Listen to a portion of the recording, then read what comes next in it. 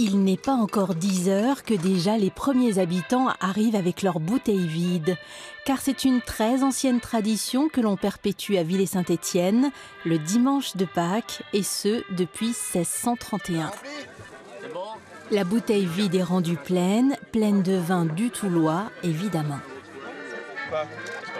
Le sieur d'Avignon, une vieille famille de Villers-Saint-Étienne, qui était un gros propriétaire de vignobles, puisque à cette époque-là, il y avait 80 hectares de vignes plantées sur le coteau de Moselle, et qui va léguer par testament une partie de son vignoble à la paroisse, avec une contrepartie, je vais dire même deux contreparties, que chaque dimanche de Pâques, une messe soit dite en son honneur, et dans un deuxième temps, que la paroisse s'engage à distribuer du vin à tous les habitants du village. Et depuis, c'est un moment de retrouvailles et de convivialité pour tout le village. Les derniers arrivés font la connaissance des anciens et découvrent l'histoire. C'est une bonne idée de remémorer les traditions du village, etc. C'est un village où il fait bon vivre, donc j'en profite, c'est très sympa.